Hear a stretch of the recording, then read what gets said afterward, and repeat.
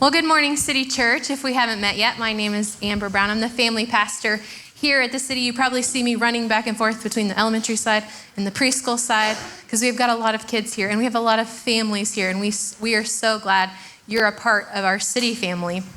How many of you in the room are history buffs? You just like to study history? Anybody? Got a few hands. Okay. How many of you are like, hard pass on the history? Yeah, a few. Oh, okay, more than a few. Dang. Well, listen up. We're going to dive into some history today, so I hope you'll follow along with me. And I promise I'll try to make it probably a little bit better than your history class. I know a lot of history is memorizing things, right? We memorize names, we memorize dates, we memorize places. How many of you memorized the 13 original colonies when you were in school? Okay, got a few. How many of you memorized all 50 states? Okay, more hands, good. How many of you memorized the preamble to the Constitution? Oh, we got a few. Oh, this side, okay. What about all of the U.S. presidents? Okay, yeah. Did you guys memorize a song? I learned a song. George Washington, John Adams. I won't sing the whole thing. I'll spare you that. But in elementary school, I memorized the entire song. As I get toward the end of the song, it's a little bit fuzzier because the last 3 presidents weren't in office when I was in elementary, so I kind of have to slap those on right there at the end. But you and I know a lot of the names in the song. We remember George Washington. We remember Abraham Lincoln, Franklin Roosevelt. We remember Teddy Roosevelt, JFK. But then there are some names on the list that are a little bit harder for us to recognize. Maybe like Martin Van Buren, Millard Fillmore, Chester A. Arthur. They made the list, but that's about it, right? It's harder for us to know who they are and what they did. And here's the thing. Even the names that we do know on the list, it's harder for us to make a connection with them, right? Because they lived in a time and in an age where we didn't. There were things they were going through. There was ways that they were leading that we actually personally didn't get to see. And here's the thing. Sometimes we can feel the same way about these lists of names that we encounter in the Bible. How many of you are list skippers? When you see so-and-so begat, and you're like, so I will be gone from this passage and move on to the next one, right? It's boring. And sometimes it's hard for us to pronounce those names, and so we just move right along past them. We're list skippers. But here's the thing. There's always a point to the list. They not only tell us about families, but about where people came from and how God has been taking care of everything. So that's why this morning's message is titled Lineage and Legacy. We're going to not only look at the lineage of Christ, the family in Jesus' line, we're also going to look at the legacy they've left behind. So I think you might be a little surprised by some of the people that are in Jesus' family line. You might think, wow, how did they get in there? And guess what? God wove them into his family for a purpose, and that's what we're going to talk about. So if you have your City Church app, go ahead, open that up. You want to be in message notes. That's where you can follow along with the verses and the notes. And then if you're a kid in the room, hold up your sermon notes really high so I can see them. Awesome. If you're a kid and you didn't get the message notes, you can go out those doors, grab a paper, grab a board. This is where you guys can follow along. I want you filling in those blanks, and I want you to come find me and show me at the end. So we're going to be in Matthew chapter 1. We're going to look at the first half of the list. Next week, Matt will cover the second half. We're going to be looking at verses 1 through 6. Okay, honesty check. When you get to Matthew chapter 1, how many of you just skip over this list? Yeah, okay, good. There's some honest people on this side of the room. Well, we're not skipping it today, so let's look at it together. Matthew 1. This is the record of the ancestors of Jesus the Messiah, a descendant of David and of Abraham. Abraham was the father of Isaac. Isaac was the father of Jacob. Jacob was the father of Judah and his brothers. Judah was the father of Perez and Zerah, whose mother was Tamar. Perez was the father of Hezron. Hezron was the father of Ram. Ram was the father of Amminadab. Youth, that's not Amminadab, it's Amminadab, okay? Amminadab was the father of Nahshon. That was a dad joke for you. You're supposed to, Your kids, no. Nahshon was the father of Salmon. Salmon was the father of Boaz, whose mother was Rahab. Boaz was the father of Obed, whose mother was Ruth. Obed was the father of Jesse. Jesse was the father of King David. David was the father of Solomon, whose mother was Bathsheba, the widow of Uriah. So, is everyone still awake? Okay, good. No one fell asleep. I know the list is long, but it's not even the full list. We only looked at the first part. So if you don't know this, the 4 Gospels, Matthew, Mark, Luke, and John, are written from 4 different perspectives. They're writing about Jesus in 4 different ways. So Matthew, Mark, Luke, John is king, servant, man, God. Matthew writes from the perspective that Jesus is the coming king. Matthew's an accountant, and so he thinks it's really important for this lineage, this genealogy to be in his gospel to prove that Jesus comes from the line of David, from the tribe of Judah, that he will be the future king of the Jews. So let's take a look at this family line. We start with Abraham, right? Hopefully you remember this time last year, we were studying Abraham. We looked at the promises that God made to him. Him and his wife Sarah were barren. They hadn't had any children. And God promised to bless him and that his family would be a nation of blessings, that there would be so many people that his nation would outnumber the stars. So at the ripe old age of 100, God blesses Abraham and Sarah with a son named Isaac. Isaac marries Rebekah, and they have twins, Esau and Jacob. Maybe you remember the story of Esau and Jacob. Esau is the older brother. He's the hunter. He goes out one day to hunt, and Jacob is the trickster. He's the younger brother, and Esau's very hungry. He comes home, I'm starving. I'm about to die. Give me some of your food. And Jacob says, well, if you'll sell me your birthright, then I will give you this bowl of stew. Well, Esau wasn't very smart.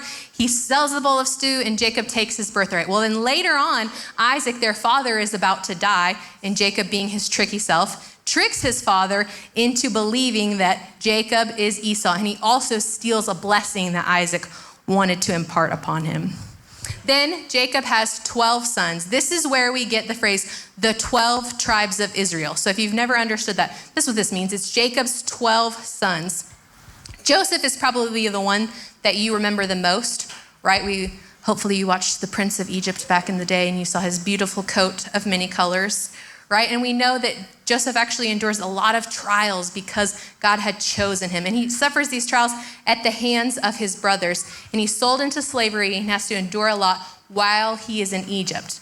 Well, as time goes on, Joseph actually earns the place as second in command to Pharaoh. He is Pharaoh's right-hand man, and eventually Joseph will save his entire family line. He will save all of Israel because of what he has done. So the brother that's listed here, Judah, is actually the brother that told his other brothers, let's not kill Joseph, let's sell him into slavery. And that is some true brotherly love, isn't it? Those of you that have a brother, you're like, well, at least he didn't kill him. At least he only sold him into slavery, right? But then after Judah, the list of names starts to get a little bit fuzzier. We have Perez, Hezron, Ram, Aminadab, Nahshon, Salmon, Boaz, Obed, Jesse, and then back to King David, probably a name you know and really recognize. But today we're going to look at 2 of the 3 women that were mentioned in the first part of the lineage. So we're going to look at Rahab first. She is the wife of Salmon and the mother of Boaz. But before she was either of those things, she was a sinner who lived in a nation full of sinners. And we find her story in the book of Joshua. So do you remember Joseph is in Egypt, and all the 12 tribes are now in Egypt with him. Years pass, and a couple pharaohs go by, and they forget what Joseph and his family have done for the nation of Egypt. And they're like, wow, there's a lot of these Hebrews around. I think we should probably enslave them. So the Israelites get enslaved for 430 years until Moses comes along.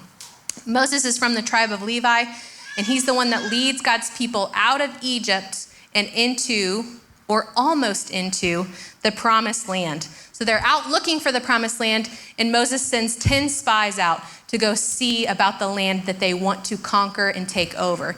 8 of them come back, and they have a good/bad report. So they say, the land is awesome. It's flowing with milk and honey, but there's also some really big, scary dudes, and I don't think we're going to win this fight. But 2 of the spies, Joshua and Caleb, said, the Lord is with us. We can do this. We can take the land. But the people believed the 8. They were scared what would happen to them. And so because of their faithlessness, God makes them wander around in the desert for 40 years. He said, anyone 20 years or older will wander, and they will not go into the promised land except for Joshua and Caleb. So 40 years of wandering go by. Moses passes away, and Joshua takes charge. And that leads us to Joshua chapter 2. Are you still with me? Okay, I promise it's going to get better. We had to get through all that history first. So you history people enjoyed it. The majority of you didn't, but here we go. It's going to get good. This is Joshua chapter 2. We're in verses 1 through 3. Then Joshua secretly sent out 2 spies from the Israelite camp at Acacia Grove. He instructed them, "Scout out the land on the other side of the Jordan River, especially around Jericho." So the 2 men set out and came to the house of a prostitute named Rahab and stayed there that night. But someone told the king of Jericho, "Some Israelites have come here tonight to spy out the land." So the king of Jericho sent orders to Rahab, "Bring out the men who have come into your house, for they have come here to spy out the whole land." How many kids in the room attend midweek? Okay, if you attend midweek, a couple of weeks ago, we talked, sorry, not you youths, the kids. And a couple of weeks ago, we talked about Sodom and Gomorrah. Yes, we go hard at City Kids on midweek.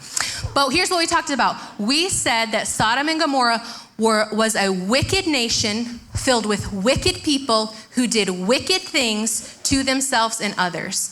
And here's the thing. Jericho is the exact same. It is a wicked nation filled with wicked people who do wicked things to themselves and others. And Rahab is among those wicked people.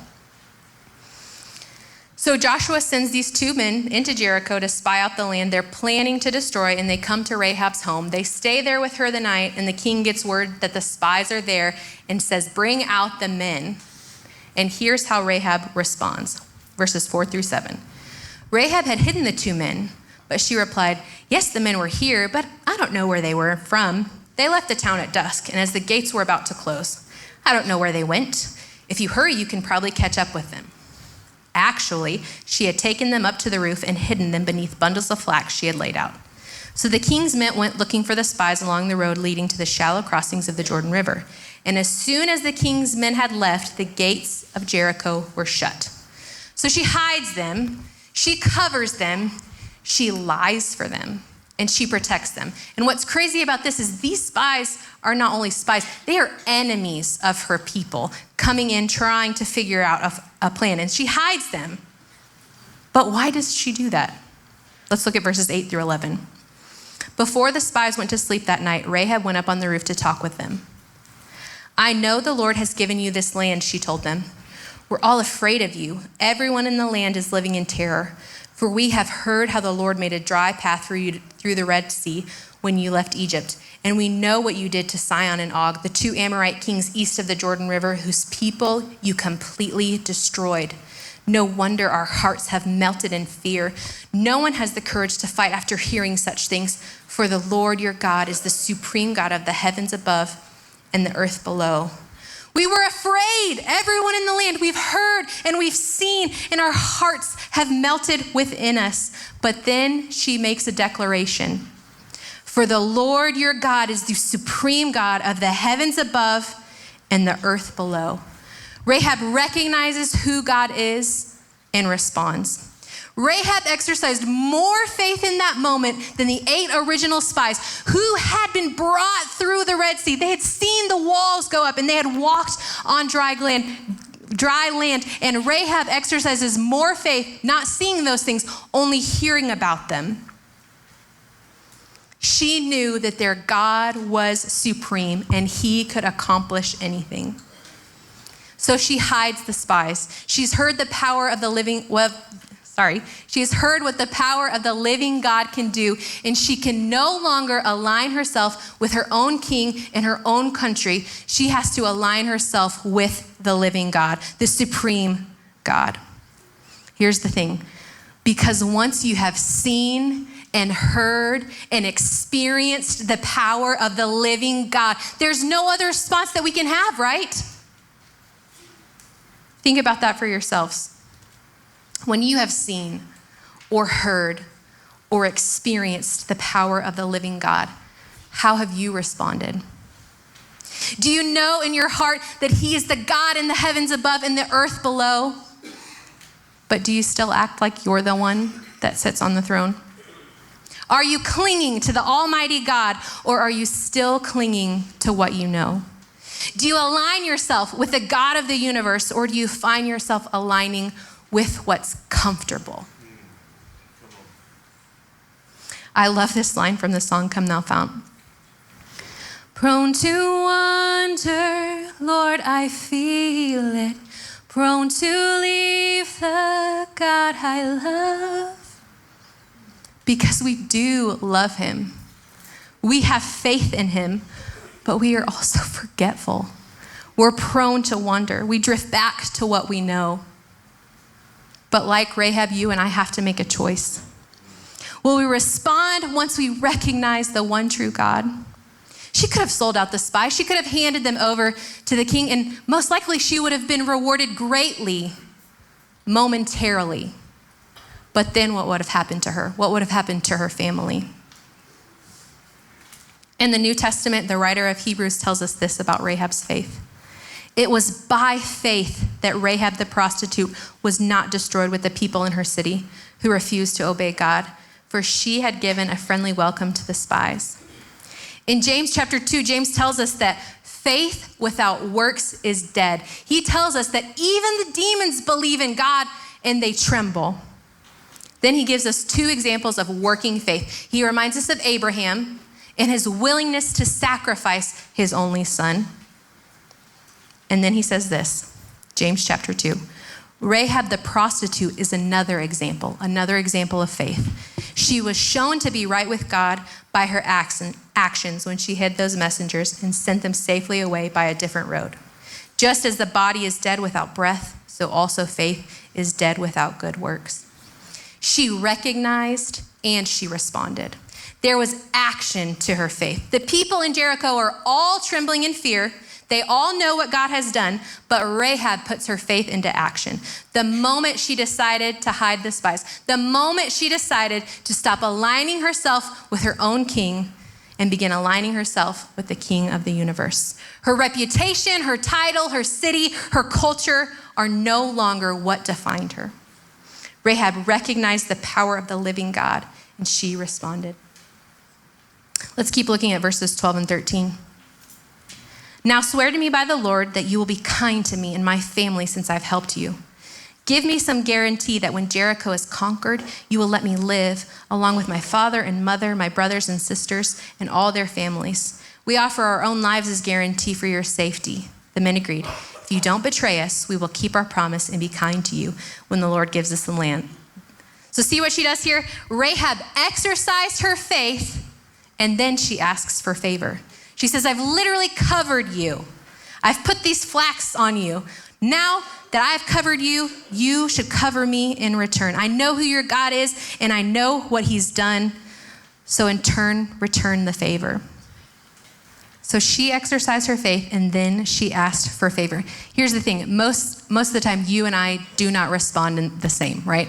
We ask for favor before we ever exercise an ounce of faith. We say, God, if you would just give me a better job, then I could give to Project One. God, if you would make my husband come home and take care of the kids and do a little more around the house, then I could show him honor and respect. God, if you wouldn't let me go through this tragedy, then I would truly know that you are the God of the universe. But that's not faith. That's sight. We say, God, do what I ask you to do. And if you do what I ask you to do, then in return, I'll do for you. It doesn't require any faith on our part until God comes through. But Rahab exercised her faith and then asked for favor. Hebrews 11 tells us without faith, it's impossible to please God. Why do you think God didn't let the Israelites into the promised land? They lacked faith. I was thinking about this and I was reminded of 3 different occasions where Jesus tells people, go, your faith has made you well. There is something that happens to us when we respond to God in faith. So where have you been waiting for God to move in your life? Do you think maybe, just maybe, he's waiting on you? He's waiting on you to make a faith move before he shows any favor or before he shows you any part of his plan. What took the Israelites 40 years could have been accomplished in 40 days if they would have had faith. I don't want to delay what God can do because I lack faith. Do you? Rahab exercised her faith. She put it into action, and then she asked for favor. In the ESV translation, her request says, "As I have dealt kindly with you, you also will deal kindly with my father's house." That word there, kindly, is Hebrew, and it's translated hesed. The Bible Project says this about hesed.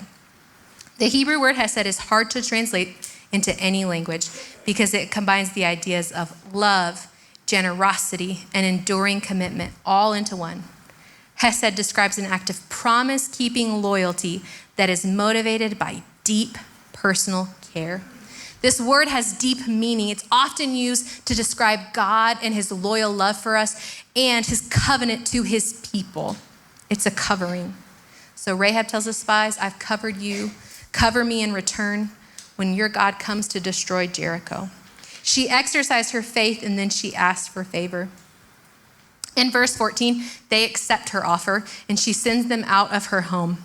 They said, "We'll be kind to you as long as you don't betray us." So she lets them down by a scarlet rope out of her window. She gives them instructions on where to go and what to do. And they tell her, "When we come back, put that scarlet rope out. Bring your father, your mother, all of your relatives into your household, and we will deal kindly with you." Then in Joshua chapter 6, we know that the walls come tumbling down, and Rahab and her family are spared. Scripture tells us they are moved to Israel, to a camp outside of Israel. And the last thing we read about her in the book of Joshua is this: "And she lives among the Israelites to this day." So a pagan became a proselyte. A pagan became a proselyte. A proselyte is just a big word for convert. It's someone who is on the outside that is now on the inside. Someone that was not a part of God's people, but who is now adopted into the Jewish family. A pagan. Someone who worshiped false idols, who did wicked things, has now been ushered in to God's covenantal family. A pagan becomes a proselyte. And not only does she save herself, she saves her entire family. And not only her entire family line. She has received adoption into God's covenantal family. We can infer from Matthew chapter 1 that while in Israel, she meets a man named Salmon, and they have a son named Boaz. Remember that name, Boaz. That takes us to our next woman in the lineage of Jesus, Ruth. So a quick recap of the beginning of Ruth's story. She is a Moabite, and she is married to an Israelite. So she is an enemy of God married to a person from the kingdom of God. And they live outside of Israel, and Ruth's husband dies. Her brother-in-law dies, and her father-in-law dies. All Ruth is left is with her sister-in-law and her mother-in-law. Her mother-in-law, Naomi, says, "I'm going back to Bethlehem. Leave me be. I'm going to be bitter, and I'm going to mourn all that God has done to me." And she tries to send her two daughter-in-laws off. One goes, and one stays. And this is what Ruth says. She makes a declaration. She tells Naomi, "Wherever you go, I will go. Wherever you live, I will live. Your people will be my people, and your God will be my God." She makes a faith declaration, and not just a faith declaration. As other people watch Ruth play out this story, this promise over time, get this, they call it an act of hesed. The Bible Project says that Ruth's hesed is not conditional or based on Naomi's worth. Rather, it's an expression of Ruth's character. She just is a generous and loving person who keeps her word. That's hesed. So Ruth and Naomi travel back to Bethlehem. They're destitute. There's no way for them to make a living. So what Ruth has to do is she has to go and glean from the fields. Kids, gleaning is when someone goes out to harvest and a person follows after them. They're going to take the leftovers, whatever's left over, so that they can survive. And that takes us to Ruth chapter 2. So Ruth went out to gather grain behind the harvesters. And as it happened, she found herself working in a field that belonged to Boaz, the relative of her father-in-law, Elimelech. That's a hard one. Elimelech. While she was there, Boaz arrived from Bethlehem and greeted the harvesters. "The Lord be with you," he said. "The Lord bless you," the harvesters replied. Then Boaz asked his foreman, "Who is that young woman over there? Who does she belong to?" And the foreman replied, "She is the young woman from Moab who came back with Naomi. She asked me this morning if she could gather grain behind the harvesters. She's been hard at work ever since, except for a few minutes rest in the shelter." Boaz went over and said to Ruth, "Listen, my daughter, stay right here with us when you gather grain. Don't go to any other fields. Stay right behind the young woman working in my field. See which part of the field they are harvesting and then follow them. I have warned the young men not to treat you roughly. And when you are thirsty, help yourself to the water they have drawn from the well." Ruth fell at his feet and thanked him warmly. "What have I done to deserve such kindness?" she asked. "I'm only a foreigner." So Ruth goes to glean from not any field, but whose field? Boaz, exactly. And Boaz is the son of Salmon and Rahab. Boaz sees Ruth gleaning in the field and he asks about her. He does a double take, really. He's like, who is she? Who does she belong to? Obviously, Ruth was kind of pretty. When he finds out that she is the Moabite who came back with Naomi, he is moved to compassion for her. "Don't go anywhere else. Only glean from my fields. No one will give you any trouble. And if you're thirsty, take a drink." So Ruth asks, what have I done to deserve such kindness? I'm a foreigner. And not only is she a foreigner, she's a Moabite. She is an enemy to Boaz, an enemy of Israel. This is what Boaz says to her in verses 11 and 12. "Yes, I know," Boaz replies, "but I also know about everything you've done for your mother-in-law since the death of your husband. I have heard how you left your father and mother in your own land to live here among complete strangers. May the Lord, the God of Israel, under whose wings you have come to take refuge, reward you fully for what you've done." So now, Ruth receives favor because of her faithfulness. Boaz tells her, because you've left your father, your mother, your country, and because of the hesed that you have shown Naomi, now you will receive favor. So geek out with me just for a minute here. So we have Boaz, the son of Rahab, who asks for favor because of her faithfulness. Boaz now gets to pour out favor on this woman because of her faithfulness. So Rahab, the pagan, the proselyte, who was an enemy of God, shows faith and asks for favor. She gives birth to a son who now gets to pour out favor on a woman for her faithfulness. And here's the thing, it just gets better. So Boaz is actually known as the kinsman redeemer, the family redeemer. In the Israelite culture, if a husband died and left behind a widow or children, it was the family redeemer's responsibility to marry that woman, to take up the land, and to protect that family. He was supposed to offer marriage and protection. So before Boaz, both Ruth and Naomi's future was hopeless. They were widowed. They were destitute. No one could carry on their family line.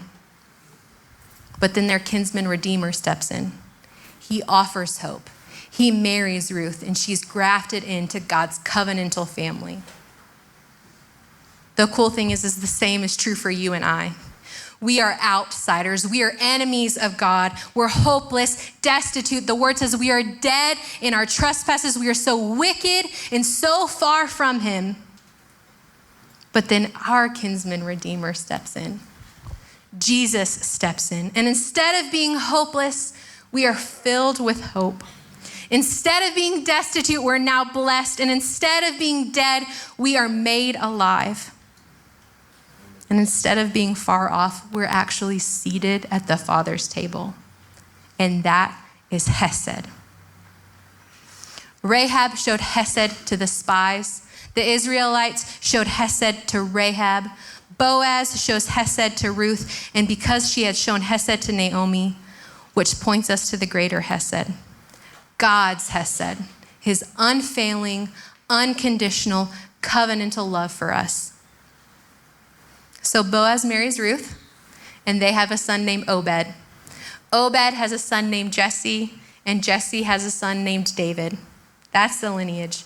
Rahab, Ruth, Obed, Jesse, King David, all the way to Jesus. Isn't that amazing? Sometimes it's hard for us to understand how Jesus is in the Old Testament, right? We don't see his name, so we're not sure he's actually there. But since the beginning, God has been weaving this beautiful story of redemption.